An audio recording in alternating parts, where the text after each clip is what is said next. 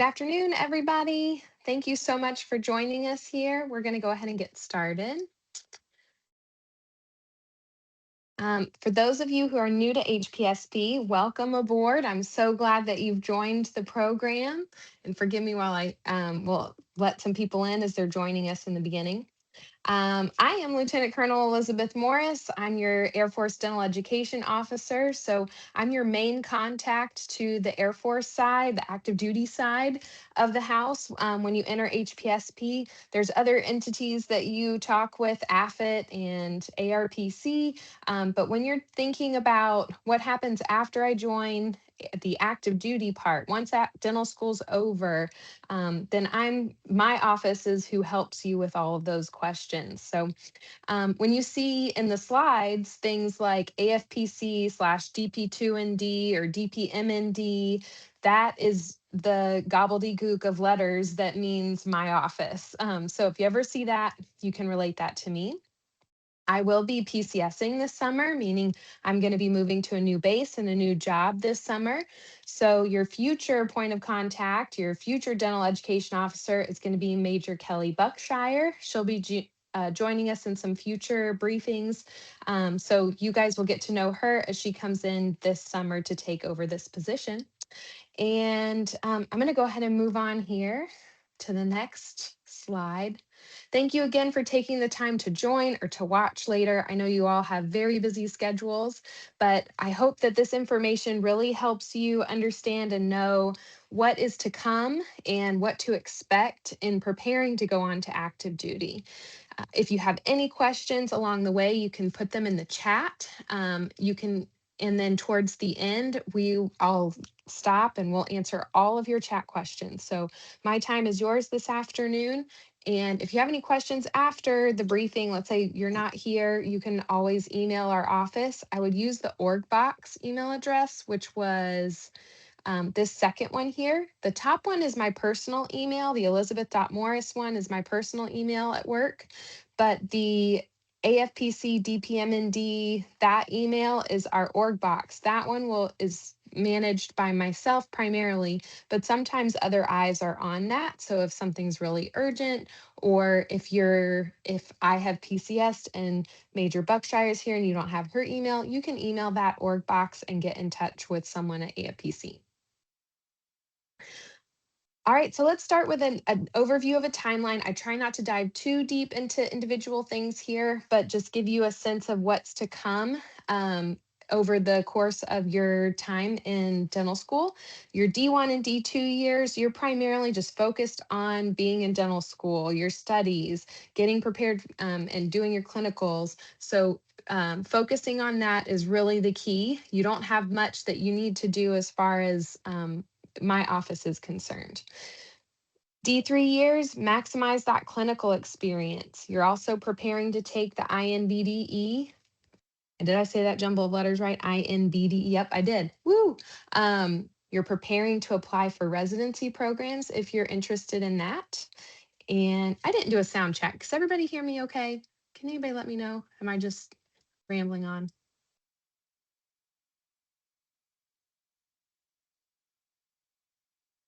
Uh-oh, nobody's saying anything. Okay, I got a thumbs We can up. hear you. Thank you. I can hear you. Thanks so much. I just realized I didn't do a sound check. Thank you. Okay, so back to the timeline. You're doing a lot of preparation towards the end for your final exams with your MBDE. If you're interested in residency programs, then I would focus on preparing for those, talking to specialists within that residency, getting advice and mentorship on how to prepare for residencies. You can reach out to my office as well. And I do have a briefing in the Air Force Dental HPSP Facebook group specifically tailored to graduate dental education, or GDE, that you can find and watch, and it answers a lot of most people's first questions. So I would definitely look there for your first resource.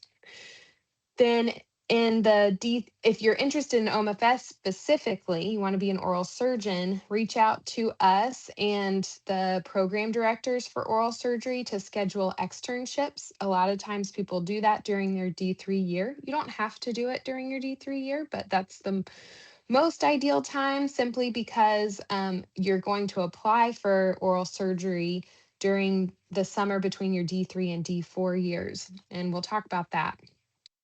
During that time frame between D3 and D4, you're going to apply to your AGD1 residency. Everyone, all HPSP are required to apply. And if you are selected, you are required to attend the residency, and that's in your HPSP contract. That timeline is that the June between your D3 and D4 year, we email you that application. And usually the deadline for all that documents is due in early September, maybe late August. And the board's going to meet around the end of September, and the results are given to you sometime in October or November. An interview is required, but we do all virtual interviews, and those just happen during the application timeline from July to August. I will note here that for the last 10 years or so, we have been able to support sending all of our HPSP that we're not going into other graduate dental education programs into an AGD1. In 2027, we are really excited that we are having a bunch of more dentists than we've had in recent years come in and enter active duty because we really need those general dentists to fill our clinics. So we're excited to have you all. The downside is we do have a few more people coming in 2027 than we have spots for AGD1s.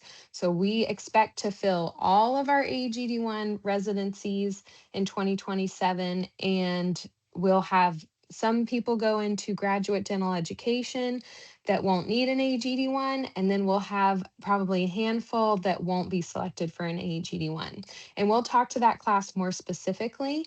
I anticipate that a few years following that will be in the same situation. So do understand that our AGD1 is going to be a bit more competitive to get a spot than it has been in past years. If you're applying to one of the specialty programs, this is the same time frame you'll do that. You'll do both applications simultaneously. The residencies that are usually available to the graduates of HPSP are comprehensive dentistry or our AGD2 program, periodontics, prosthodontics, or oral surgery. They sometimes throw an extra one in there, but it really just depends on the needs of the specialties at the time. But most of the time, these are the 4 offered. You can't apply to all of them or 2 of them. You can only apply to 1 at a time. If you're interested, then once that AGD application goes out, you'll email the org box, that email address there, and request to apply for GDE, and then they'll send you the application. And the time frame for all of the deadlines and everything is the same time frame. A recommendation we have is that you are at least in the top for 50% of your class, but that's not a hard requirement. You can apply if you're not in the top 50%.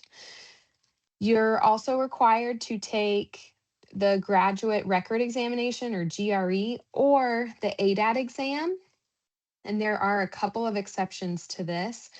Oral surgery is required to take the CBSC exam, and the AGD2, I'm sorry it's not on my slide, but the AGD2 is no longer requiring an exam score at all to apply. More information about all this application, I'm not going to spend a ton of time on it because I have a whole briefing geared towards that. So if you're interested in residency programs, I highly encourage you to go watch that GDE and the Air Force briefing that I provided this summer. And we have some of the staff and program directors and consultants for those specialties that joined, and they kind of talk specifically about that program, what's offered, and how to be competitive in those programs. I saw something in the chat that they heard they're accepted to an AGD, but have yet to hear which location they're going to. Yes, that information has not been sent out to our D4s yet. We are trying to finalize one last piece of information. And as soon as that is finalized, then everyone will find out their AGD assignments. And Major Cooper is actually online. I'll be handing things over to her in just a minute to talk. I think I have a few slides that will talk about assignments, but let's get through the timeline first. I kind of went over this. This is more about those exams. So if you're interested in the CBSC for OMFS, you can find out more information here. And it's a little bit detailed, so we're going to skip through. Your interviews, we do virtual interviews for the AGD1. We do GDE interviews in person if we can make it possible. So there is a little bit of difference there. Externships are only required really by the oral surgery application. All of the others don't require externships. And you're just going to send your documents into our org box. So there's when it's time to apply, you're going to get all of this information very much in detail. And if you're curious now what that's going to look like, you can go back to the briefings for the D4 class earlier this year when we provided that information to them. So take your time perusing that, and there's lots of good information in there. D4s, you have to get your MBDE exam, licensing exams, and then in the winter, so you'll be focusing on that really through dental school. There's not a specific time frame that the IMBDE is due for us, but you do have to finish it in order to enter the Air Force. Licensing exams, we don't track that a ton, but you do have to start the process of getting licensed before you enter the Air Force and have your license shortly after you enter the Air Force. You can have a license in any state, and I've got a slide talking about that later on too. Okay. About in the winter or spring, the recommissioning physical, which is called the RCHRA or the Reserve Component Health Risk Assessment. AFIT is going to send that out to you that you complete with your healthcare provider. And I'll have some more information on that in a future slide, but that's going to come out from AFIT soon. And also, they're going to send out a completion certification that you have completed with your school. February to April. Yes, ma'am. Sorry, this is Kelly Adams. Sorry, just to chime in, those notices for both of those will be going out via email, so please keep an eye on your email accounts as well as your spam junk files, as some of our emails tend to get misrouted there. Thank you, ma'am. In this spring is also when we're going to start asking you to complete required documents that you're going to have to send to us in order to enter active duty. And that's your EAD or your extended active duty is the orders that you'll get. More information to come on that. May to June, in your D4 years, when you graduate, you're going to let us know at any time along the way, and us being AFIT and my office, if you have any delay anticipated in your graduation. This can cause issues with going to OTS or getting to your AGD1 in time. And if that's the case, it might even change your assignment. So we just highly encourage you to let us know as soon as possible so we can help you navigate that as best possible. After graduation, you send us an official transcript, and then we kind of use that to update your military record. And I want you to be aware that all throughout HPSP, there are periodic security clearances that occur. So if you ever have any delinquent bill payments, you have an arrest, anything like that, that a security clearance would show, make sure to inform, particularly AFIT. AFIT's the one that needs to know. If you're not sure who to tell, you can reach out to me and I'll point you to AFIT. Okay, one more slide before assignments. Between graduation and active duty, I want everyone to understand that there is a financial gap you're going to experience. So start planning now. Even if you're a D1, start thinking about how you're going to manage this financially.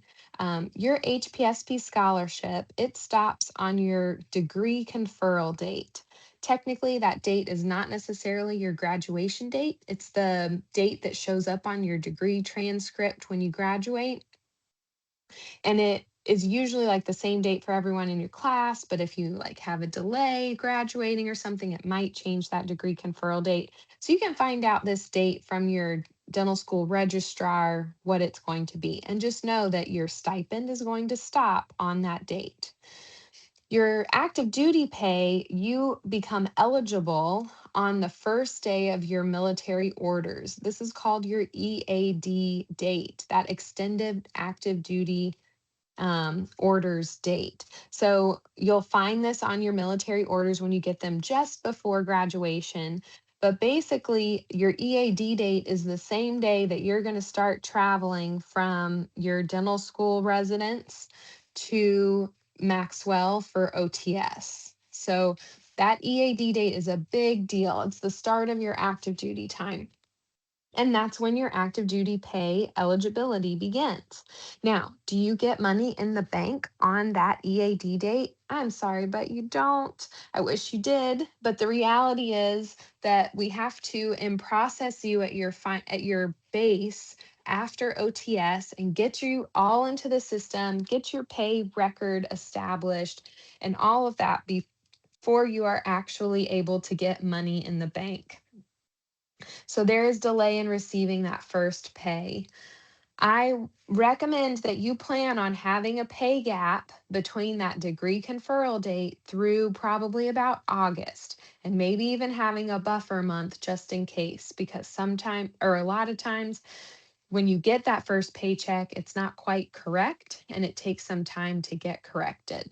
So that's why I say plan for this financial gap accordingly. It's a busy time, it's a stressful time. Your life is totally turning upside down and changing. You're moving to a new place. If you have a family, that's even more complicated and expensive.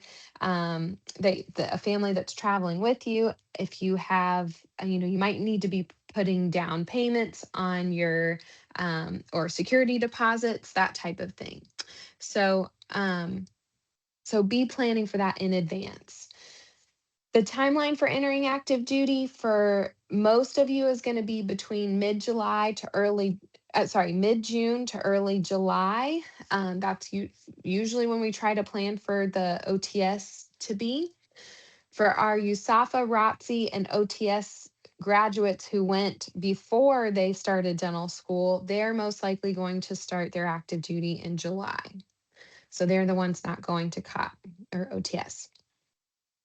All right, so I think I've hit that in pretty good. Okay, so I'm going to hand things over to Major Cooper and let her just introduce herself and talk to you a little bit about assignments. Oh, I guess I didn't give her these slides ahead of time, so let me just go through them really quick and then I'll let her add to it. Okay, so where am I going to be when I serve as an Air Force dentist? Well, this is a good map that gives you an idea of what's available. Now, understand that everyone's not moving all at the same time, so our availability at different places is only occurs on certain years. But you can see our Air Force bases are in red, and then those with AGD programs are in blue. So if you're doing an AGD1, you're going to be at one of those bases. Most of our graduate dental education bases or programs are at Lackland. We do have an oral surgery location at Travis as well. So you're going to be assigned to one of those 10 AGD1 bases, the blue dots. The assignments are determined by the needs of the Air Force, really, where we need to fill our spaces with your skills. We're going to look at how the AGD1 board scores your application, because the idea is that we want to spread out, like we want the residencies to be well balanced. We want to have strengths and weaknesses everyone has strengths and weaknesses, and we want to balance those strengths and weaknesses across the programs to have a similar experience across the programs. But we do take your preferences into account. So during the AGD1 application, there's a whole page where you can put what your list your preference of bases, and that is highly considered. And like I said, the resulting makeup of the respective AGD1 classes, we're trying to balance out everything from gender and aptitude and preferences to the needs of the Air Force, so that you have the best teaching environment possible. We make assignments shortly after the AGD1 board and notify them sometime in December or January of the D4 year. 99% of the time, our AGD1 residents are going to move right after their residency is over. So it's usually August, once they complete the AGD1. If you're selected for graduate dental education instead of an AGD1, then you'll be stationed um, and you're not starting the year right after you graduate, so that same year you graduate, I guess, then you'll work as a general dentist about 1 year until the start of your residency program. And during that time, you're serving 1 year of your HPSP commitment. If you're not selected for an AGD1 and you're not going to GDE, then you'll be assigned to one of the CONUS, Continental United States bases, those red dots. Most likely not an AGD1, but if you were stationed at an AGD1 base, you'd be as a general dentist, not a resident. We call them, our clinical dentistry flight instead of the residency flight. Your assignment is going to be determined by the needs of the Air Force, what your skill set is, and what bases have available spots that year, and your preference list. And that also is in the AGD1 application. You list off where you'd prefer to be if you didn't go to an AGD1. Same time frame for assignment notification. It's December, January of the D4 year.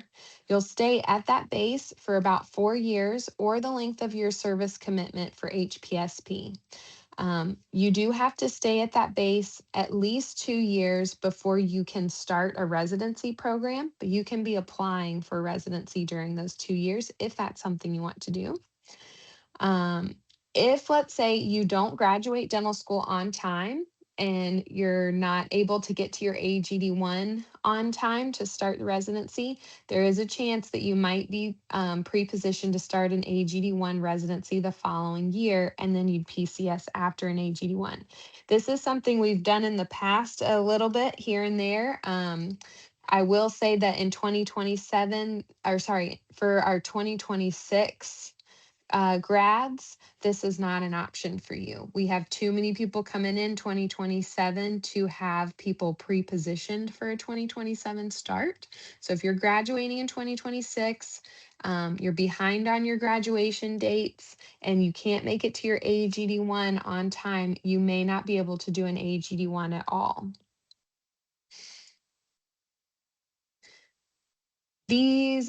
A lot of people join the Air Force because they don't want to stay at home and they want to see the world. We do have not only CONUS, so Continental United States spots, we also have overseas or OCONUS spots. And these are our bases where we have OCONUS spots. Most of the time, well, I'll just let you take a look at that there. We've got some bases in Europe, Japan and Korea, and then Alaska and Hawaii are also considered OCONUS.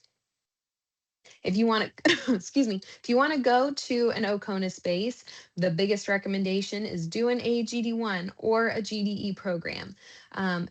Dentists graduating straight out of dental school are not going to be assigned to an overseas base, but it could very well be your second assignment or your first assignment after an AGD1.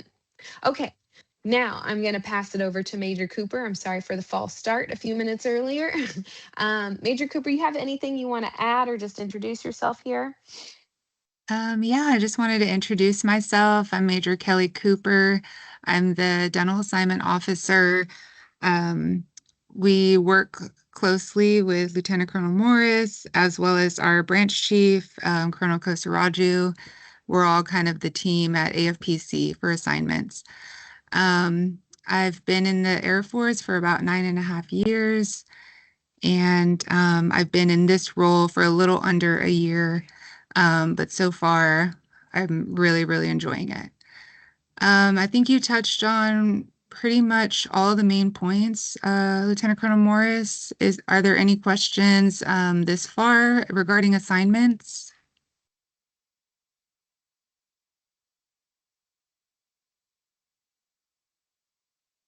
Okay. Don't be shy. Feel I'll free to speak up. Y'all yes. feel free to speak up or write in the chat.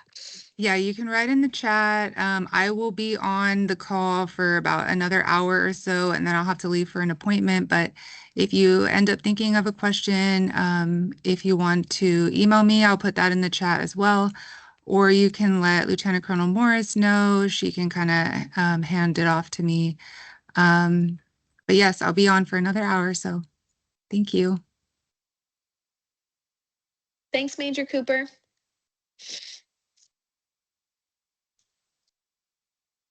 Okay, so we're going to jump into kind of what's required to transition to active duty. There are a bunch of documents that we'll talk about as you start to enter. I mentioned the INBDE report. So you have to send in this score report with a passing score. If you fail your INBDE and need to retake it, or then that's fine. We have that happen. You just need to make sure that you're communicating with me when you're going to get that report to me. We usually like to have it by March, but if we don't get it by March, we can get it a little later. Just understand, I can't, legally, I cannot bring you onto active duty until we have that passing score report, or we know that you have passed that exam. So that is a hard requirement. I highly encourage you to take it early enough that you have room to retake it, time to retake it if you need to. RCHRA is that medical qualification form that you're going to get from AFIT. The address information form is a form you're going to get from us. And then confirmation of your completion of degree requirements is another form you're going to get from us at AFPC. You'll get these the spring of your D4 year. And then those orders are usually mailed out or emailed out to you about mid-May of your D4 year. That IMBDE report, here are some details on how to submit it. I'm including this just because I have a few people in the D4 class that have not yet submitted theirs to me for this graduating class. So please get them to me as soon as possible. You can't email it to me yourself. You have to have the Joint Commission email it to me directly. There are instructions in the AGD1 application of how to get them to me. You can get reimbursed for one report for the INBDE through AFIT. So there's their website here to help you with that. I also, once I have that report, I will forward it to our credentialing office for the Air Force so that you don't have to send a second report in and pay for it. So if you do, if there's another Air Force office that's asking for your MBDE report, you can ask me to send them a copy of it just so you don't have to pay for it multiple times. That's the idea. And let's see. I'll let you all know when it's time. If I don't have it, you don't have to worry about, whether or not I have it. And if time has gone by and I haven't reached out to you, then that means that I've received it. Your RCHRA, or the Reserve Component Health Risk Assessment. This is required to have processed before you can have orders. It's another one of those hard requirements. The form comes from AFIT and it's coming to you very soon. So D4 is like, please be watching your email, watch your junk email to make sure that it doesn't go there because it's coming to you soon. You submit it through MyFSS, the website MyFSS. So you all do need to maintain access to that. It's the kind of website where you have to log in like once a month or you lose access, and it can sometimes be a headache to get that access back. So I highly encourage you to, if you don't have access to MyFSS, to get it and keep it so that when this time frame comes, your life is easier. But once you submit it in MyFSS, Medical Retention Standards Office is going to review it. And if they find that you have any medical conditions that need follow-up or they need more information to qualify you for active duty, you need to follow up with them and send them that additional documentation. Then once they complete their review, I get that report and keep it to verify that you are medically qualified to enter active duty. I think we talked. Okay. Some do's and don'ts recommendations when you get your orders. You want to read them completely and carefully because this is like a legal document. This is the military saying that they order you to do X, Y, and Z. So please read it. Make sure you understand it. It will also answer a lot of your questions or give you contacts for you to reach out to. Please don't make any non-refundable deposits or any investments of any kind before you receive those actual orders with instructions on how to proceed. So this includes renting or buying a home, scheduling flights, renting, moving vehicle and storage units that you expect to be reimbursed. All of that must happen after your order. And think about it this way: if the military has not officially yet told you, like, you and I can have a conversation and say, yeah, you are chosen to go to an AGD1 at this base, at Andrews Air Force Base.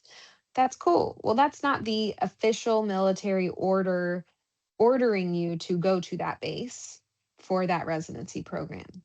That is the EAD order. So after you receive that is when the Air Force actually views you being ordered to that place, and they're going to support paying for you moving to that place.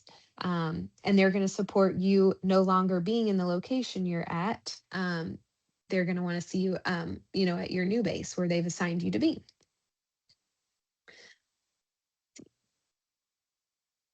Thank you to everyone who's helping people get into the meeting.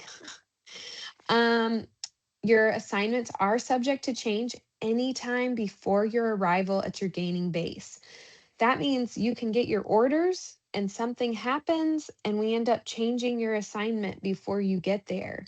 Um, I have even, this is very rare, but even once I saw someone's assignment change, this was on HPSP person, this was a military person, but I saw their assignment change while they were PCSing. So their stuff was already on the truck to move and their assignment changed. Again, this is extremely rare. It does not happen often, but it does happen. So it's usually associated with someone's life being turned upside down. They have a negative life event and it causes a cascade of events on, a few members' assignments. So please understand, if you are one of those people that has to have an assignment change, short notice, everyone understands that this is a headache, an inconvenience to you, and it's hard. But more than likely, there's a lot of people that are experiencing hardship or probably greater hardship that is involved in that assignment change as well. But really, why I want to point this out is so that you don't make any irreversible financial decisions that you're stuck with if your assignment changes. So. Ma'am, We're going to jump. Yes, sorry, before we move on, can I bring something up? absolutely. And can you hear me okay on this? I can. Yes, you're a little quiet, but Okay. we can hear you. Okay, well, I can switch off of it. Hold on just a minute.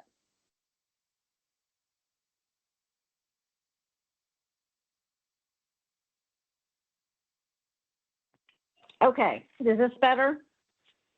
Yes. Okay, so Major Moore, or excuse me, Lieutenant Colonel Morris brought up the fact that about purchasing homes.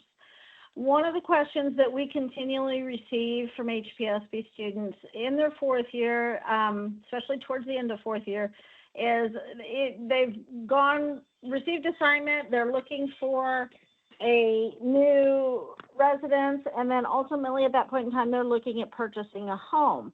They're reaching out to us at that time because they've discussed with their realtor or banking institution that they are military. And that institution instantly thinks that you are eligible for VA benefits. Unfortunately, as an HPSP student, you're in that inactive reserve status. So that time that you've been in HPSP does not meet the minimum qualification time on active duty that's needed for a member to be eligible for the VA home loans, certified loans, and your VA certificate to purchase a home. Even the time that you're in an active duty tour does not count towards that time because you're in an education status. and you're not receiving service credit for that time you're on active duty. Now, we've run into cases where individuals had worked with it. They even contacted the VA rep that was not familiar with HPSP and started paperwork to try to get this, went through their entire mortgage process, and ultimately your VA certificate is one of the last things you're usually waiting for to close on a house. So the individuals are at closing, they're waiting for their VA certificate, and they finally get a letter from the VA saying, oh, we're so sorry, but you are not eligible for a VA cert. You haven't met the qualifications yet. And then ultimately, those members end up losing the house they've wanted. They've put money into appraisals, inspections, everything else that goes along with it, and prepared to move, and ultimately they cannot do so because of loan not going through. So while you're in HPSP, you do not qualify. Your time in HPSP does not qualify towards active service time in the military, and the minimum time required for VA certification eligibility. If you're looking at purchasing a home when you're moving to your residency, you would have to look and go through more of a conventional financing options. So be aware.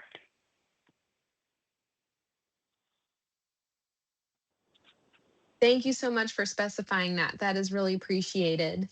I'm also going to take the time to read some of this chat. So if anyone's listening and can't see the chat, we had a question: how does it work if we get injured during dental school? And Ms. Adams answered, in accordance with your HPSP contract, you are required to notify the AFIT office of any changes to your health status. Depending on the injury or change, will be staffed to the Retention Medical Standards Office for review to ensure you continue to meet military medical qualification. In most cases, this is more of a formality as members are reviewed under retention standards, which are much less stringent than the accession standards utilized when you entered HPSP. If you do need, Ms. McDonough said, if you do need to email HPSP about any health updates, you can email affit.cim.hpspfap3@us.af.mil, and the POC will be able to help you. I also have the question, can our spouse move to AGD1 base while we're at COT if living on base, or do they have to wait until we graduate? That's a good question. I'm going to go very much in detail on moving requirements during our D4 briefing next week that I'll be announcing. In fact, I'll just say next Wednesday so the 21st at 1 p.m. Central Standard Time, I'm going to be holding a briefing just for the D4s, and I'm going to go over very meticulously how you guys are going to be moving and some things about some differences between you and your spouses, the rules that you guys are under. So I'm going to answer that question in detail there. And I would just encourage any D1 through D3s that want to know that, go ahead, and once I post the recording of that afterwards, that will be available to everyone, and you can watch that as well to get that information. So it's a complicated answer, which is why I just want to hold it until my next briefing next week. Although I know that's probably annoying to have to wait. Sorry. Thank you. Okay, licensure requirements. It does not matter which state you get a dental license from, any of the 50 states. I think even Puerto Rico is included. It does need to be a valid unrestricted dental license to qualify for your incentive pay. That's an IP pay. So if it's a discounted or reduced cost license, usually those are not unrestricted. Military dental license are usually not unrestricted.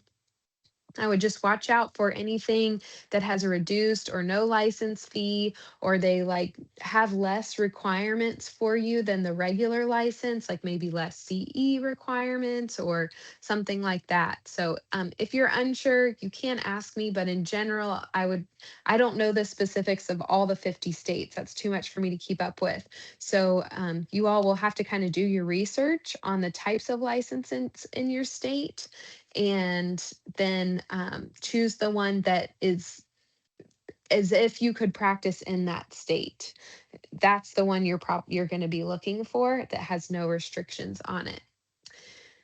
You don't need to send me your licensing exam results. So, like ADEX, or I don't even remember all the names of the different licensing exams, but the NBDE is the only one I receive. The others you will just keep and use to get your license. The license is really what matters. And even that, you don't send it to me, but you will use it to submit in order to get part of your pay once you enter active duty. So just hang on to it. It is very important. All right, your state of legal residence when you're on active duty. I get the question, does your state of legal residence have to match where you're stationed or your home of record?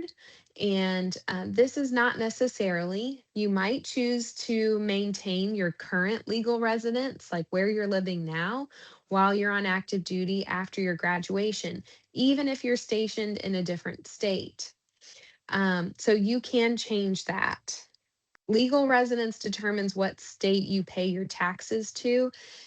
So you need to check your state's website about how you maintain your legal residence in that state.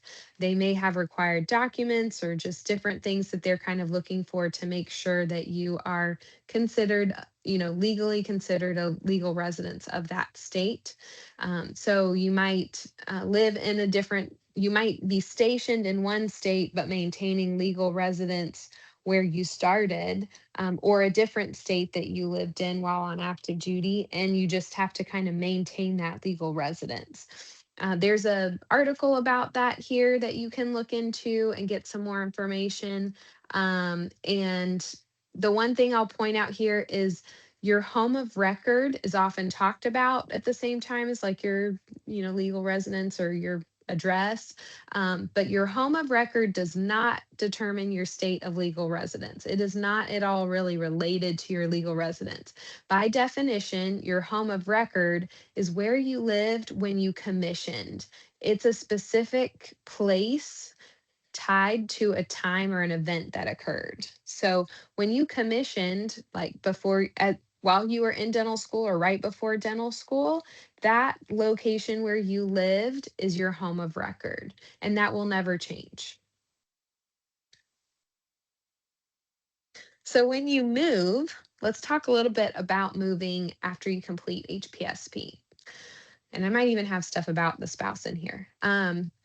It's important to understand that the Air Force pays for your move from your home address to your gaining base. They're ordering you to go from location A at your dental school to location B at your AGD1 or whatever base you're going to.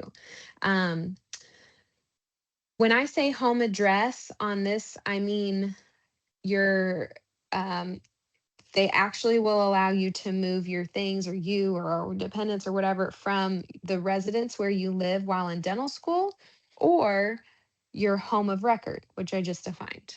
Okay. So some people, that address is the same thing.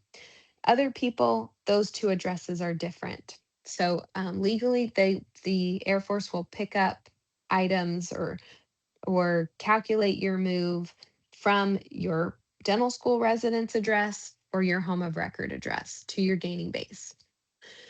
So they will move three things. They're going to move you, your body, like your actual body. They're going to get you from your home address to OTS and then to your gaining base. For all your stuff, your household goods, they're going to move your stuff from your home address to your gaining base. They're not going to pay to move it to COT in between. And your dependent, so your spouse or kids, they're going to pay to move them from your home address to your gaining base. They're not paid to go to COT with you either. Any deviation from our recommendations about how to move, that can result in financial loss. So we try to really explain the process to you so you can make wise decisions, so you can get reimbursed the way you need to get reimbursed and not have other risks. So we take this very seriously and hope that you will utilize this advice. Let's see. Make sure that when you get that address info, yes. Sorry, ma'am, I didn't mean to interrupt you. I just have a question. If we're doing a do-it-yourself move, and this may be a question better for next week, but do we take our stuff to officer training school, or are we putting it temporarily in like storage, for example, until we go to our final gaining base? Either or both. Um, you can have the Air Force have a moving company come pick up whatever stuff from your apartment or home, um, and put it into a storage facility while you're at COT. You won't necessarily know what storage facility it's in. They just take it somewhere. And then when you get to your gaining base, they'll deliver it to you. You can also take stuff with you to COT if you're doing it yourself, like you said. Then if I don't know that like a moving truck, if you bought a moving truck, hired one or what, or not hired, what am I trying to say? That is one thing. You could hire a moving truck yourself and that moving company move your things for you and then deliver it after you arrive. So, but that's not really at COT with you. Um, if you got like a truck, what am I trying to say? Like a U-Haul or something. I don't know if they reimburse you or not for the actual U-Haul vehicle, but you could Mhm. technically, put your stuff on a U-Haul, bring it to COT, let it sit in the parking lot of COT, and then drive that U-Haul to your gaining base afterwards. But again, I'm not sure that they would reimburse for the actual U-Haul truck.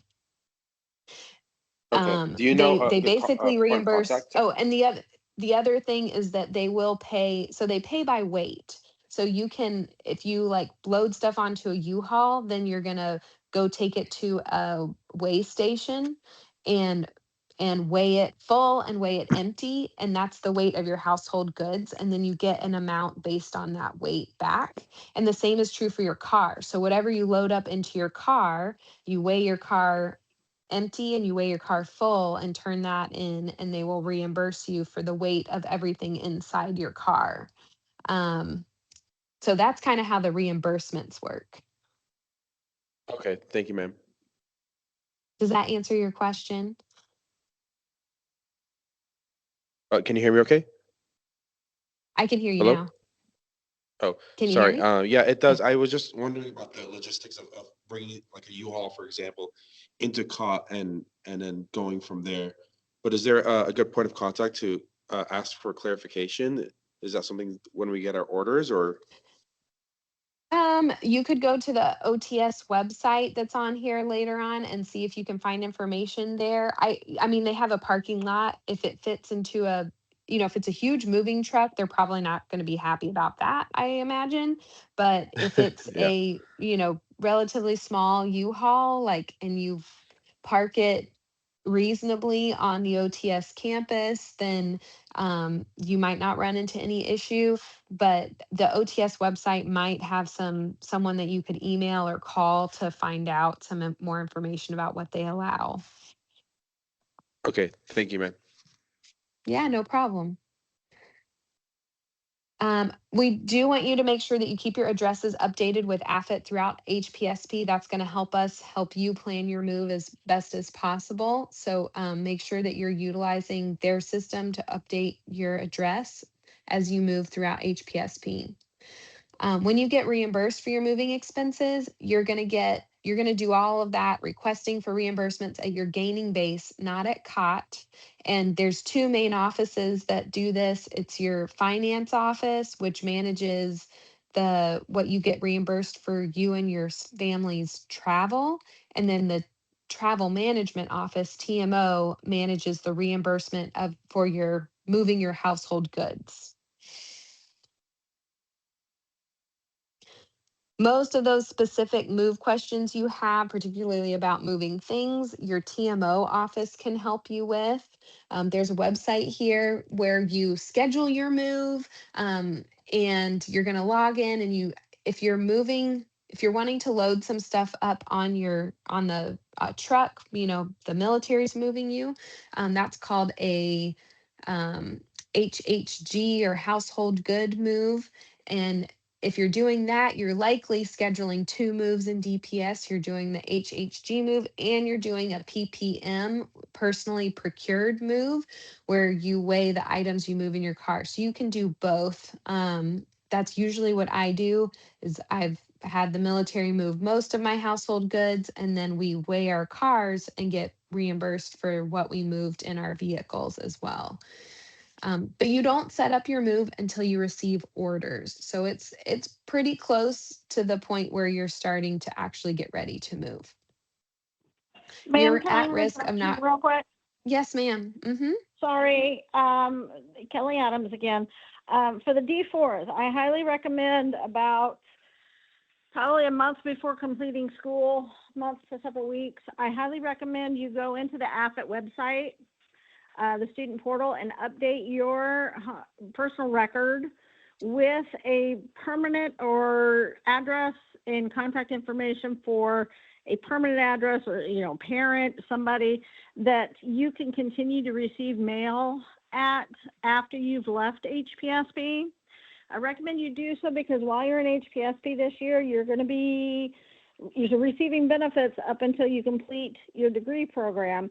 And so by the end of the year, you will be receiving a W-2 for your taxes that you're going to need to file this year.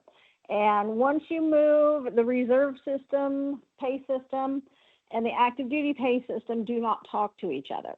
So that W-2 would end up being sent to whatever address you had on file before you completed HPSP. So I highly recommend that you go into the site and make sure that you do update your contact information that is listed as your home school record or address in the system with a permanent address to where you can receive that W-2 from HPSP. Thank you, ma'am.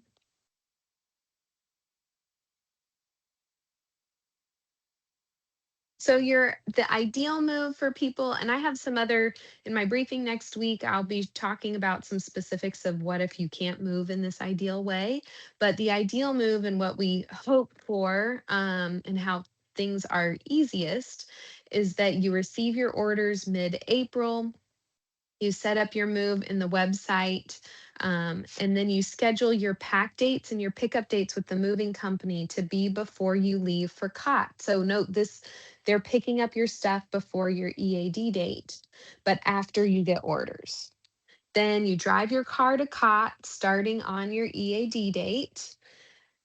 You pick up the empty and full weight tickets for your car, but this has to be after your EAD date. So often it can be any time after your EAD date. So often it's like you weigh it full. A lot of times for me, when I move, once we get to our final destination, like your gaining base, we'll weigh those vehicles full and then we'll empty them and then we'll go back and weigh them empty, and then you have your two weight tickets, and sometimes they'll even have a reduced cost or no cost if you weigh your car a second time within a certain time frame. So anyway, you do that after your EAD date. You drive your car to the gaining base after COT, and then you schedule your delivery of your household goods with the moving company after you arrive at your gaining base. That's what we hope everyone gets to do. I know the reality is that everyone doesn't quite get to do it this way, but if everything went super smooth, this is kind of the order of things. Note that there is no going back to your home, like your dental school home, after graduation from COT. So I get this question a lot. If you have household goods at a location that's not your dental school address or your home of record, how do I get those things? Well, the Air Force is not going to pay to move it to your gaining base. That's going to be your own expense. What if I move to my parents' house after graduating from COT? No, that's an alternate location. The Air Force has instructed you to leave from your dental school address to your new gaining base with a stop at COT along the way. So, if you do move some things to your parents' house, then in the summer and they're not very close to your dental school address or your home of record, the reality is that the Air Force is not going to send a moving truck to go pick it up. And if you're trying to get reimbursements from TMO, I'm not really sure like if you did it all yourself. If they would reimburse fully the cost of that, I think they might, but technically you're moving from a different location than what you've been ordered to. So I don't want to guarantee, they look at, the thing is, TMO is going to look at the addresses and the dates of all the receipts that you turn in or the documents that you have to turn into them, so they can catch, if you're not moving the way you're supposed to move. So I just want to keep that in mind. What if you move during dental school and your address is wrong? Well, that's where you change your address through Appit and make sure that my office, this says the sessions, but it's actually my office knows through that address information sheet the actual address you're moving from. I have a lot more information about this in next week's briefing. So please, if you have a lot of questions about it, watch that first, and then we can go into even more detail. Um, Air Force is paying you to move from your current station or dental school to your new duty station, your gaining base.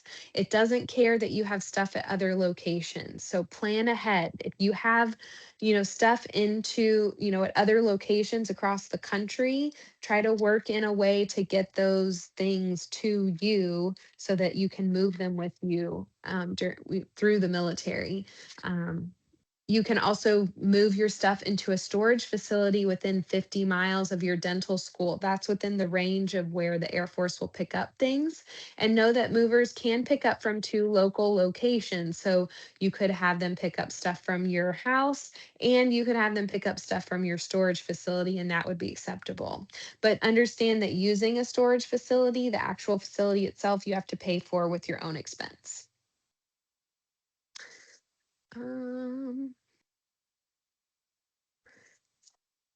So risks you take if you don't follow these moving suggestions or options.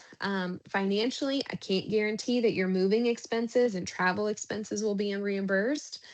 Insurance, if with the Air Force, you get, as an active duty member, you get benefits, right? Like your medical insurance, your medical coverage.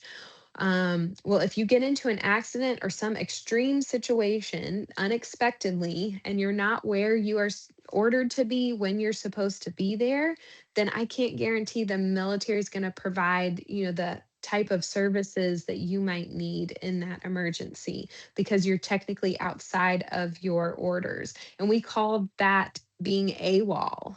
You probably heard that term before. That's when you're not following military orders and you're subject to military law and UCMJ action. So please read those orders very carefully and understand them well. You can fly to COP from a location other than your home of record or dental school. And you can leave, like, let's say you have your stuff left at your dental school residence, like in a storage facility you're leasing, so you put it in a storage facility, and then you go visit friends or family in another state during the time of graduation and when you leave for dental school. You can technically fly or drive from that other location to COT. Um, or you could leave from there, go pick up your stuff at dental school, and then get to COT. But there's a certain time frame you have to do that in. You only have a certain number of travel days allotted to you. But that is allowed. Your reimbursement is going to be limited or maxed out at what it would cost to move you from that home of record or dental school address. So if you are flying to COT from a location other than your home of record or dental school address, you buy the ticket and keep your receipt. And then once at COT, you're going to buy your ticket to fly from COT to your gaining base. And then once you're at your gaining base, you'll submit those receipts for reimbursement. And they're only going to reimburse you up to the amount it would have cost them to buy a ticket from either your home of record or dental school address. So you might have some out of pocket expense depending on the ticket prices, because the prices that they get are government prices, so they tend to be cheaper too. All right, we're going to switch gears and talk about commissioned officer training, COT or OTS, some officer training school is what it sometimes gets called. I actually cut the snippet of last year's orders and put it here so you can read what it's going to say. You can see it verbatim. Your orders will read something similar. And it says, by order of the president, is ordered to extended active duty voluntarily for an indefinite period in the United States Air Force in accordance with Title 10 USC 531 in the grade of captain. Effective date, oh, and the name, I blocked out the name of this person, so it was like their name was at the top. Effective date of duty is on or after 12 June 25, on or after this date. Proceed from this address, which member will depart for active duty. And then it listed the departure address that they gave us on the address information form, which is usually the dental school residence address. And report on 16 June 25 to Maxwell Air Force Base, Alabama Billeting Office. So there it tells you the day you're supposed to leave and the day you're supposed to arrive. And that's how many travel days you have to get from point A to point B. On 17 June at 6:30 hours, report and park vehicle in the officer training school parking lot. Do not enter OTS building, then report to the dorms at 0700 hours. Early reporting to the OTS TDY station is not authorized. So you do stay in either on base in their lodging, like the night before OTS, or off base in a hotel. And we'll talk about that in detail a little bit at another time. Permanent duty station. Upon completion of OTS, officer will proceed and report to the billeting office, which is like a lodging office, at the permanent duty station. And then there's a bunch of words there to say what station, what base you're going to, as directed. RNLTD, that means report no later than date. And they'll put a date there. I'll tell you, if you're starting a residency, you want to get there as soon as you can because that residency is starting ASAP. So even if the report no later than date is later, you want to just still make sure that you get to your AGD1 as quickly as possible. The PCS ID, I'm not even sure what that is. AFSC 47G3, that's a bunch of letters that stands for you're a general dentist. Category DC is dental core. And then I don't know what ADN and AAN is. You don't have to worry about that. It'll say medically qualified and the date that you were medically qualified. Regular scroll ID and scroll approval dates. Those are things that we have to get signed in order for you to come in as an active duty captain before you enter.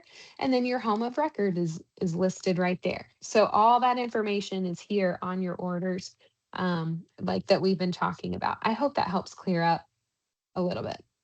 So please do not report to your gaining base first. As you can see, it's spelled out very detailed where you're supposed to leave on particular dates, arrive on particular dates, and be at particular places on particular dates. So don't go to your gaining base first and then go to Maxwell for COT. This is going to result in multiple complications to your pay and benefits, and it's very important to follow your orders as they're written. Officer Training School, here's their website. You can find out a lot of information there. I honestly don't have a particular point of contact or POC that I talk to at OTS very often. So I really don't know what things they're doing, how they're doing things, compared to my own COT experience. It is a 5-week course that you all will be doing. So I would use that website for more information about that. Or if you have questions about what's available there, they can help. They should be able to help you. If you're wondering about travel and reimbursements and stuff, I can definitely help you with that. If you already attended OTS, or like because you're a prior officer, or you are a ROTC member, or you are a USAFA grad, you will not attend OTS. And make sure you email me during your D4 year to make sure I'm tracking that you are one of those people. I have a question in the chat that is for those coming from USAFA or ROTC, when does ranking up to captain occur? And the exact date, it's changed a few times, so I'm not 100%, but it'll basically occur, I think, right after, I think it's on your degree conferral date. The date that's on your transcript is like degree awarded, or the day after that is when you commission to officer. I'm sorry, when you oath into captain. We'll send you detailed information about that in the coming months for you to complete that oath of office. The Air Force does not pay for family members to travel with you to COT. And if you're not able to go to COT, but you're required to go to COT, let's say if you're pregnant or have a medical condition that doesn't allow you to go to COT that summer between your D3 and D4, sorry, the summer after you graduate, then you may very well likely have to attend an 8-week OTS course after you've entered active duty or after your AGD1 residency instead of attending this 5-week course. The only people we can send to a 5-week course are those that are graduating from dental school and going straight into an AGD1 or GDE program, something like that.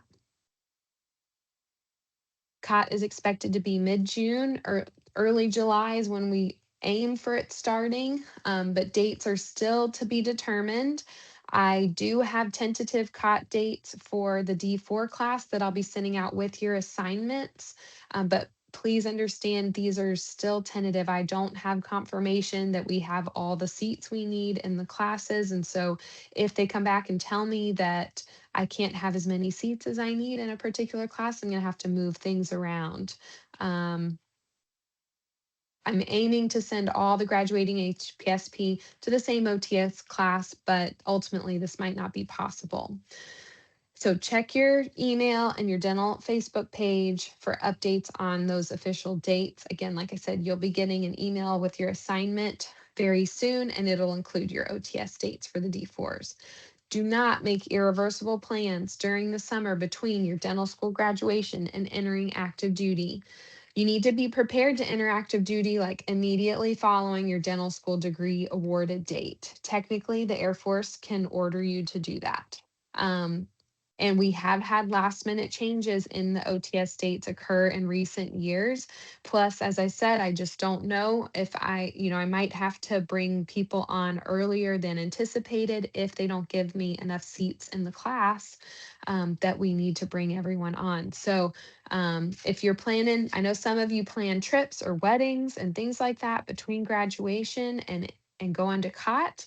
I just caution you from making any paying anything that's non-refundable and making irreversible plans in case we did have to make a change. I feel for you. I want to minimize these inconveniences to you as much as possible, but sometimes my hands are just tied and it's the only way to get you onto active duty and meet all the requirements we have to meet. You also need to know that you have to be in the continental United States on your EAD date. So not Alaska, not Hawaii either. That's when your active duty starts and you can't be anywhere OCONUS. So don't plan any travel, overseas and you're coming back the day before your EAD date. That is just a recipe asking for there to be a delay. And then you're in a pickle because you're stuck in Italy and can't get back to the States for your active duty start. Thankfully, no one has put me in that position to deal with that situation while I've been here at AFPC. And I really appreciate it if you guys continue to avoid that, because that is an ugly mess that I don't want to have to deal with. And I know you don't want to deal with it. That would be bad. So make sure you are CONUS on your EAD date. Come back to the States a week earlier just to be safe. And you guys are doing a 5-week course. Fitness is a huge deal in the Air Force. And if you're paying attention to the news, you'll know it's becoming an even bigger and bigger deal. You absolutely need to be physically fit. If you fail to meet fitness standards, you will face disciplinary actions after you're on active duty, and that can negatively impact your dental career. It means you might not promote there's several negative implications for it. I'll just say that. So make sure that you are physically fit. There are also a lot of changes happening in the Air Force fitness program, and the requirements have changed. They've changed in recent years, and they're actively changing now. So please stay up to date with the fitness website from AFPC for more information and the updated scoring charts. That's where I'm getting my information. So if you're asking me, I may just direct you there, particularly if it hasn't been updated yet, because that's where the whole Air Force Dental Corps is getting updated with requirements. Got a hot mic. Hold on a second.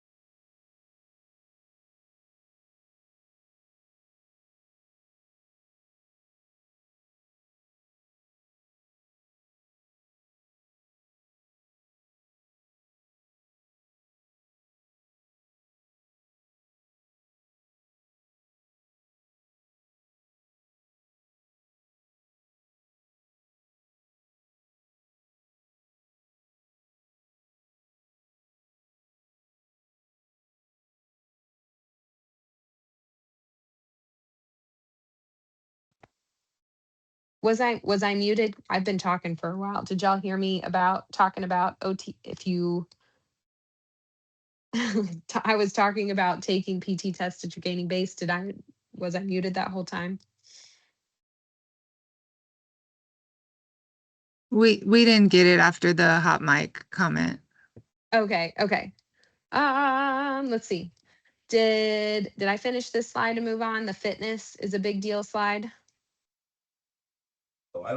Yes, I think we're on the next slide. Okay. I'll just start at the beginning of this one. Okay. Sorry about that, guys. So you're going to do a PT test, a fitness test within the first 3 to 4 days of being at COT. If you don't pass that test, then you could be expelled from OTS. And we have seen this happen more and more from our HPSP grads in recent years. So I'm intentionally harping on this. Please do not fail your fitness test at OTS. It causes a cascade of events that can be very well, you may have punitive actions at your gaining base. Your disenrollment from OTS doesn't mean you never have to complete it again. It means that you're going to go on to your assignment and then you're going to have to go back to OTS at a later date. And if you didn't, you may have to complete the whole course again. And when I send you back at a later date, I can't send you to the 5-week course anymore. You'd have to do an 8-week course. So now the clinic that you're supposed to be working at is losing their general dentist for 8 weeks long. Nobody wants this. You don't want it. The clinic doesn't want it. Your boss doesn't want it. I don't want it. It's a headache and it's a negative impact on the dental core and it's a negative impact on you. So please take the responsibility now to prepare for your PT test, to take it when you arrive at OTS, and recognize you're going to Maxwell Air Force Base in Montgomery, Alabama in July, the middle of the summer, June, the middle of the summer. It's hot and it's humid. So if you are not in that type of climate right now, you more than likely need to be over prepared to take that PT test, because it's going to hit you hard. So please take that seriously. So you'll take a PT test the first few days of COT. Then when you graduate COT, you're going to take another PT test at your gaining base. Usually this is within the first 2 to 3 months of arriving. And then if you're not attending OTS, you'll take a PT test at your gaining base, again, within the first 2 to 3 months of arriving at that gaining base. And those are official tests that go on your record. If you have any medical issues that affect your ability to take a PT test, and this includes pregnancy or injuries, then please reach out to me so that we can make sure your orders are written appropriately. We may not send you to OTS the summer you need to. We may send you later, but you will have to go to the 8-week course if you go later. Any questions about OTS, fitness, things like that? I'll just pause for a second.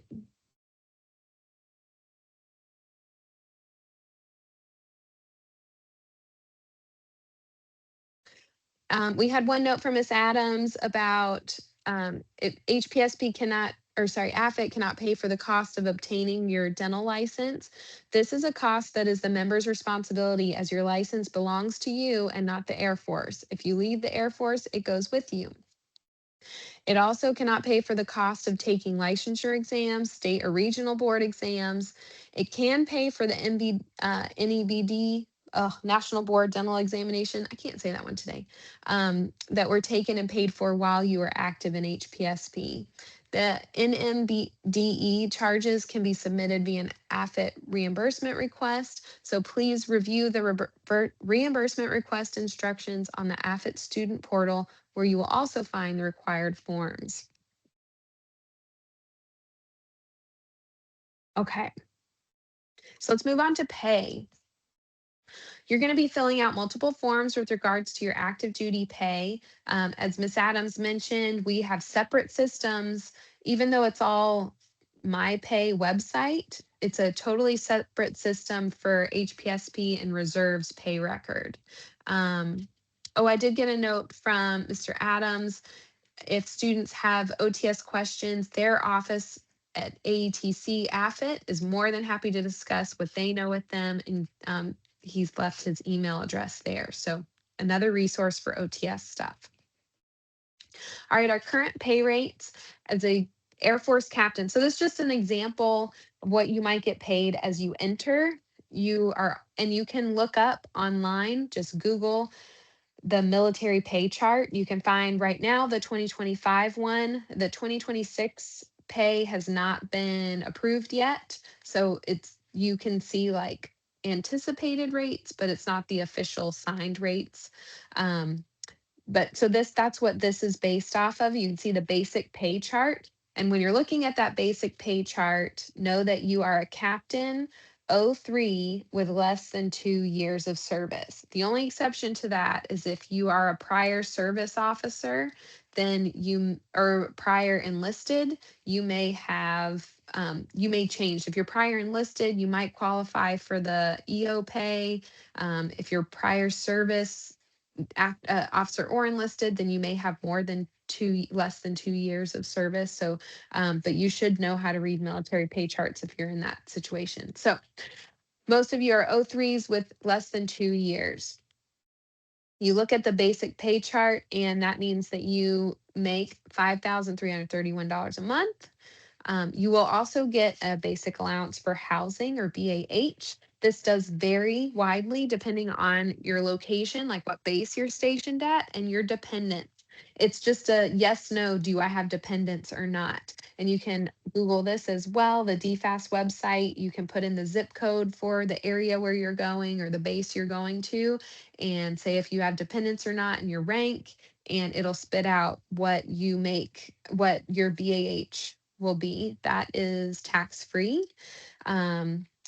It ranges from $1,500 to $3,700 a month, depending on those factors. And that's a range based on AGD1 locations, because that's where most of you guys are going. You also receive a basic allowance for subsistence, which is BAS, and that's $320 a month. I think that one's also tax-free. And then IP pay, or it's called incentive pay. This, when you're in your first year, so just a graduate from dental school, you get 20,000 a year with this contract. This is a contracted pay. So it comes out to be $1,666 a month. And I'll prepare you guys with how to get that pay started. All the others are automatic. They start on their own once you in process, but the IP pay, you have to actually sign a contract in order to get it. And that, so because of the processing of the contract and stuff, you usually qualify for that in mid-August and September. Here's some more information about it. This contract does continue indefinitely after the first year. You don't have to re-sign it to keep getting that money.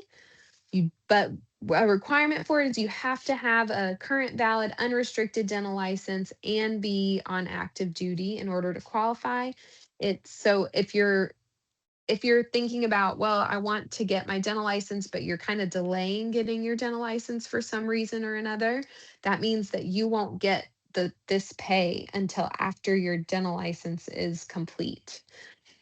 There's also a requirement in the contract that you're not eligible until 90 days after graduation from dental school, and they use the degree conferral date from your transcript for that. This rule I expect to change because they're working on changing it, but I don't know when the actual change will be signed. So this may or may not pertain to those that are entering active duty in 2026, the HPSP grads this year. You'll just have to talk to your sponsor, your AGD1 director, or even Major Buckshire, who's taking my place. She will be in place at the point that you're signing this, and they can give you guidance on what your contract effective date will be. And then you submit this contract through MyFSS, but again, this is after you arrive at your gaining base. When you graduate from your AGD1 residency, it does qualify you for an increased rate in incentive pay, but you don't just get that automatically. You have to sign and submit a new contract that, again, it's that 90-day rule that may or may not go away. This contract incurs a 1-year service commitment that is served at the same time or concurrent with your AGD1 training and your HPSP active duty service commitment. So if you sign it right when you enter and you sign a new one as a AGD1 grad, right after you graduate, the service commitment that's tied to it is not going to impact your overall length of time in service. They're going to run at the same time. When you finish serving your HPSP service commitment, other special pays, we call them retention bonuses, become available, and you can get more information on that after you enter active duty or if you listen to some of the other briefings. So here's a pay example for someone stationed in San Antonio, which kind of has a middle of the road rate for like BAH. And add it all up, it's about 9,500 a month, 114,000 a year. So that's not too shabby just starting out. Keep in mind, this does not include the benefits of health insurance, vacation time, your continuing education that you can get through the Air Force, your moves being paid for. All of that is not reflected. That's just the actual money pay that you get.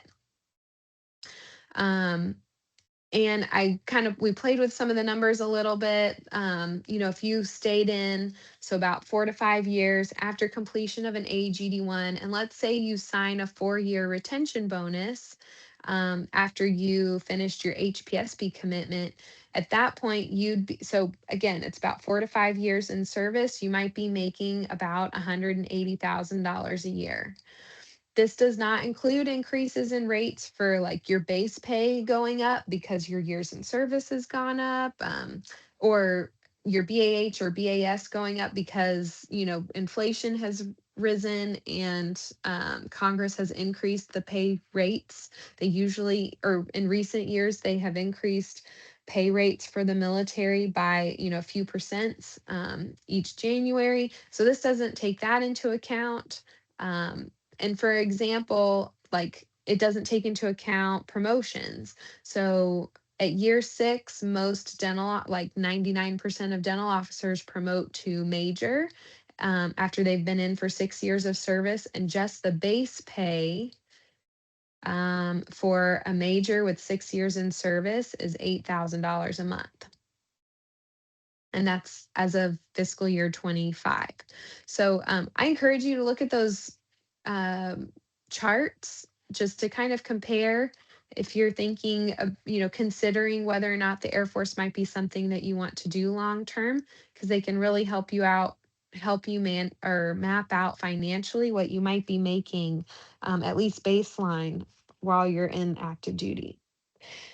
If you need a proof of compensation or proof of service letter for like an apartment leasing or state licensing exam, or to get your state license, I have some templates of those kinds of letters. All you have to do is just email me and I can get that to you. It's a pretty simple process, but I do ask that you make the request like a week in advance so that you're not under the gun waiting for me to get back to you. I usually turn them around pretty quick, but give me a little time, it's appreciated.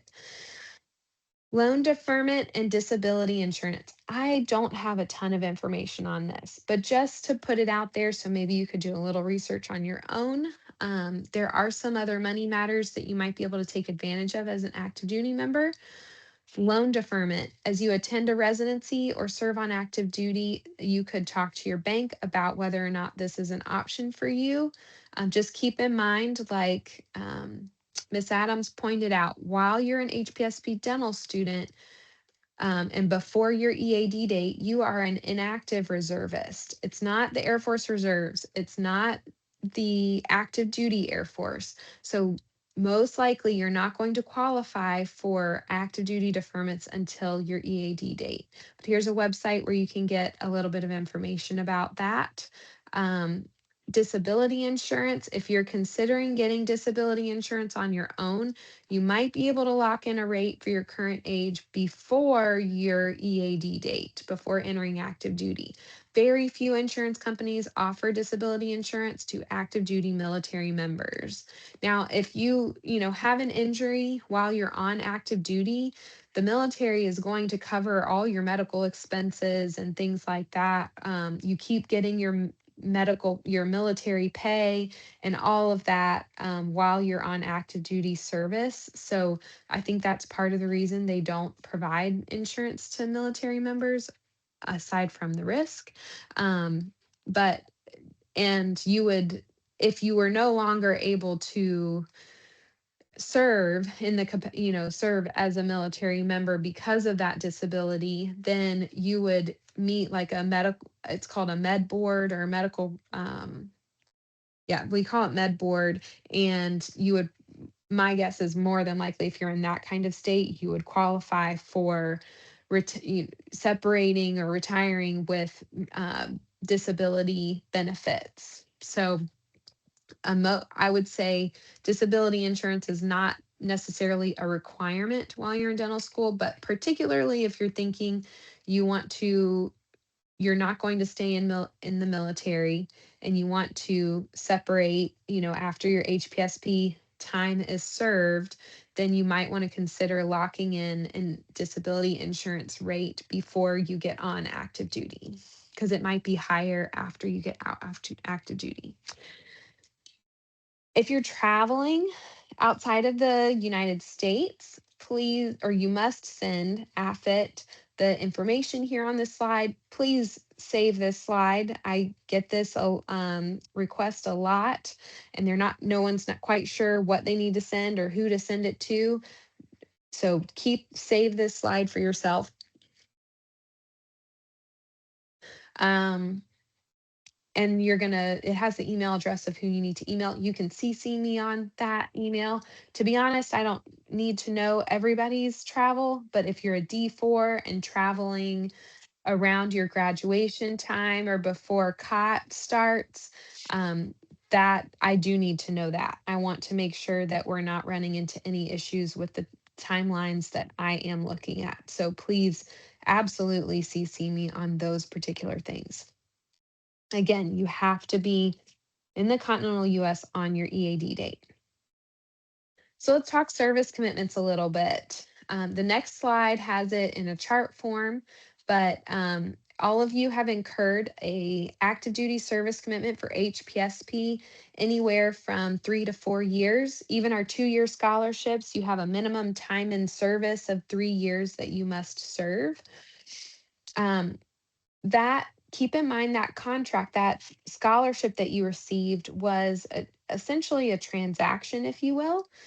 The military has paid your dental school and paid you a stipend for you to obtain this knowledge in order to benefit the Air Force. And so when you enter active duty, they need you to serve as a general dentist in a clinic, seeing patients and taking care of our military population as the return on their investment in you.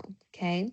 So when you're in a training program like an AGD1, where you're gaining more knowledge and more skills, again, that's going to eventually benefit the Air Force, but it's not actually helping them do the mission of taking care of patients. Or if you're in a residency program, same thing. That's not helping the Air Force necessarily do the mission directly. It's an indirect help, but it's not directly. So you can't pay back your service commitment for HPSP while you're in one of those training programs. So that's why the AGD1 does not pay back a year of your HPSP or count towards your HPSP service commitment.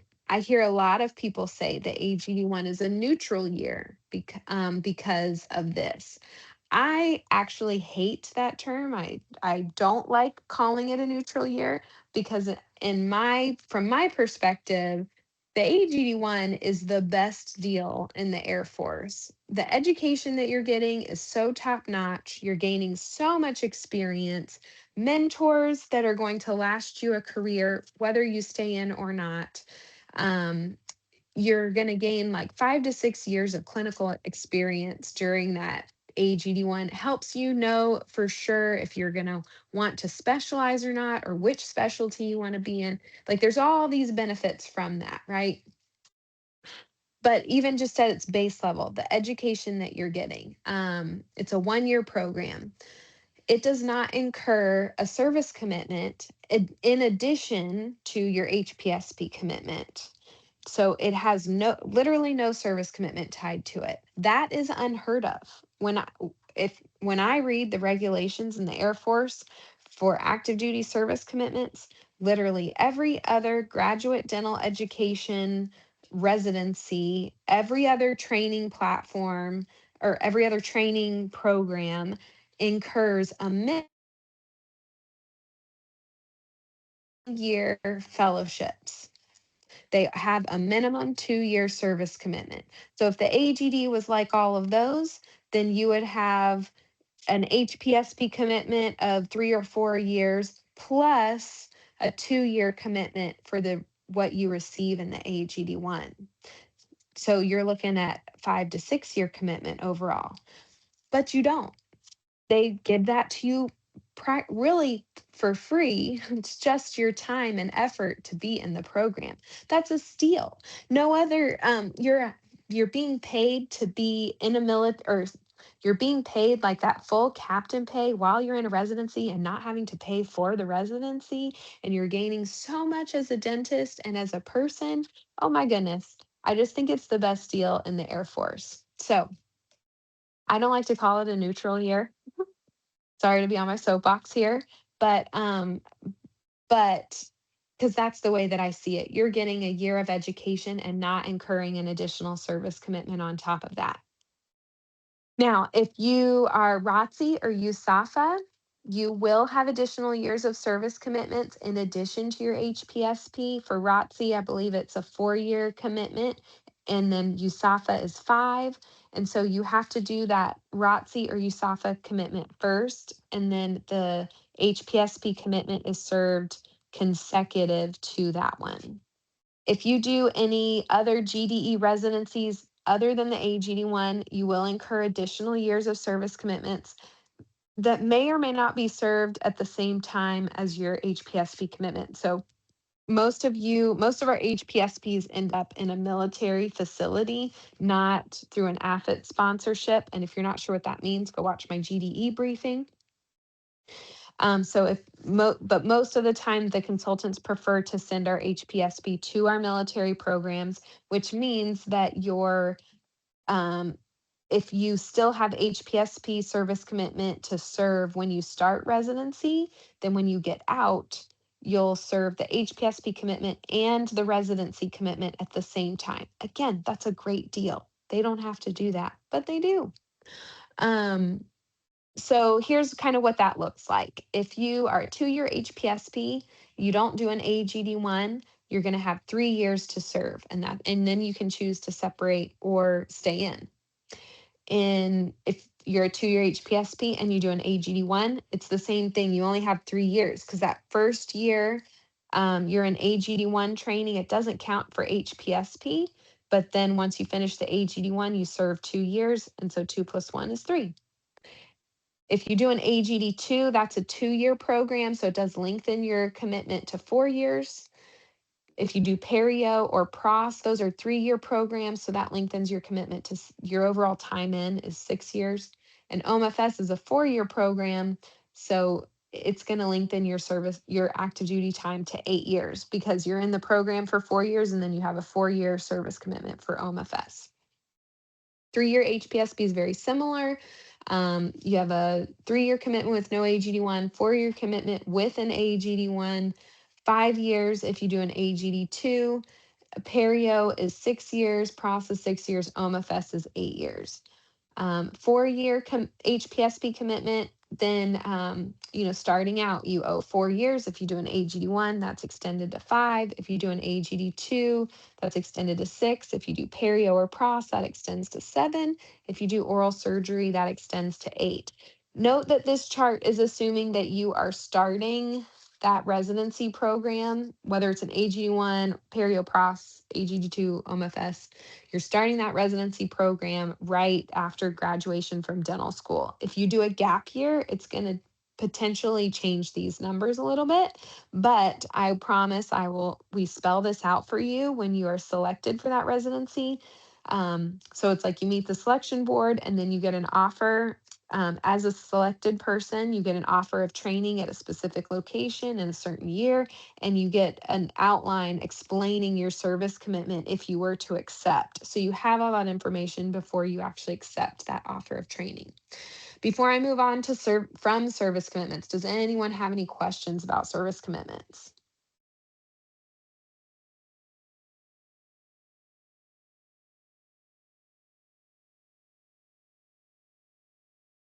Okay, I'm going to move on. Benefits of the Air Force AGD1 residency. I just kind of went on my soapbox and said a bunch of them, but basically it's going to expand your depth and breadth of knowledge in all of the different specialties: endos, oral surgery, orthoperio, implants, pros, treatment planning, operative, pediatric dentistry, forensics, infection control, preventive dentistry, geriatric dentistry, ACLS, BLS, oral path, and IV sedation. We have a great faculty to resident ratio, so lots of mentorship, lots of contacts to be mentors. You end up having more credentials or being allowed to do more procedures in the Air Force as a dentist. You get high proficiency, lots of network building, and you increases your retention in the Air Force if it's desired or needed. So bottom line, it's going to make you a much better dentist. We have a whole briefing on the AGD1 from the AGD1 consultant, Colonel Duvall. He did that this summer for our D4 class. So if you look through the briefings, you should be able to find that one where he goes in detail about what the residency looks like. And that one I think was in June when we did that. So we are wrapping up here. Communication. Oh, so I've mentioned it a couple times. We have a Facebook page that's dedicated to Air Force Dental HPSP. I highly encourage you all to be a member of that. If if you aren't one, you can use this QR code to join, and I just verify you're on our roster of students, and then accept you into the group. There are a few other Air Force officer members or residency directors in there, but primarily it's HPSP and recent grads of HPSP. So if you do have questions, that's another place that is good to post. and see if someone, who recently went to COT might be able to answer some of your questions. And then, of course, we have our virtual meetings. I do an annual meeting each fall or winter, after I kind of get a final roster of you guys, that are joining this year. And so that's what this one is. It's for all HPSP. In June, I did one for the AGD1 and GDE applications. We also did one specific to GDE. I believe it was in May or June this summer. And there's also another one on there that is specific to finances as a dental officer that, our retired Colonel Campbell gave, that I would highly encourage you all to watch too. It's a great one to kind of consider what the long-term financial benefits of being in the Air Force are, if that's something you might want to consider. It's a great lecture. And then I have one coming up. I mentioned it, 21 January. So that's next week. I'm going to be meeting with the D4s. I'm going to send out information about that to you guys via email. And this is after the assignments are released. We're going to talk moving. We're going to talk getting ready to come on to active duty, your assignments. Major Cooper's joining us as well, so she can answer questions about your assignments or how the assignments were determined if you have questions about that. And again, the meeting details are sent just to the D4s, but all of these D4 only meetings are viewable of the recordings to all HPSP, so that if you want to look ahead as a D1 or D3 or D2, you can go ahead and view those as well. In April-ish, April or May, we'll have another briefing that, usually after orders are published or we get you your orders, that's ideal. If orders are delayed, I might do the briefing before you get your orders, just to give you kind of one last time, more details about what to expect as you enter and answer your questions there. So we'll have two more before the end of the year, including next week. Okay, so there's that. Ma'am, can I interject real quick? Yes. Sorry, this is Kelly Adams again. Just for students to be aware, we just released today the new AFIT HPSB student portal. So if you have not been on there as of today, you can go to the site, take a look at it, see there's a lot of really good information there. Mr. Crawford sent out a mass email today with links and announcement of this. Also, the annual certification that has been on hold because of system issues is now back open. So we need everybody to go in and complete that requirement, and the deadline has been extended to 31 January. So please take a look at the portal. A lot of good information, especially for dental students out there. And then the annual certification, please get that taken care of as quick as possible. Thank you so much. And thank you, Miss Adams, and all the others from AFIT for joining us today. I really appreciate your input and what you guys can add. It means a lot to me that you always add so much valuable information to these briefings. So thank you for being here. For those that, as you're looking at this briefing, you're not sure what the acronyms mean, here's a little bit of a cheat sheet for you. Hopefully it's helpful. I also have Miss Adams' contact information if you need her here. Was there anything else you want to add to today, Miss Adams? One thing, unfortunately, the phone numbers that are listed on this slide, now, these have just recently changed. They finally moved us over to the AFNet side, and our phones that we previously had have been removed. We now have a single phone number line, no more extensions, and Mr. Crawford just put it in the chat. So it's a single phone line coming in for HPSP where you'll reach one of the staff within the office, and the phone calls can be transferred. Now, the one drawback with this new phone line is there is no voicemail. So if you call our office and you do not reach us for one reason or another, after hours, on another call, so forth, please follow up with an email, because we will not know that you have called. So again, no voicemail. Thank you for that update. I will be sure to update the slide for future reference as well and update the slides for next week as well. Thank you. Thank you, ma'am. I also have the AFIT contact info from our POC roster listed here. It sounds like these phone numbers have changed as well, but it sounds like you just call the one number and you can get to the right office. But there's also the email addresses listed for specific issues. And this POC roster is also posted in the Facebook group under the media tab. If you need to reach me or my office, here's our org box again and my email address. Let me know if there's something you need that we're not giving you guys. We're happy to serve and to help. That's what I'm here for. Please just let us know. So I think, thank you, Mr. Crawford, for sending me the updated POC roster. We'll get that posted and sent out to everybody as well.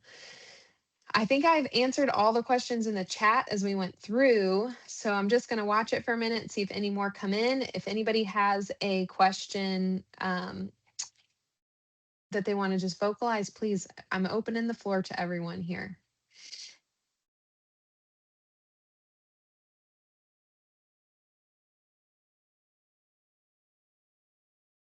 All right. Thank you so much, everybody, for joining us today. I really appreciate it. I know it's a lot to get on here in the middle of your school day. And for those that are watching afterwards, thank you so much for taking the time to read through this briefing, to listen to it. If you have any questions again afterwards, then just send me an email. I'm happy to get back to you. Hope you all have a great rest of your day. Thanks so much.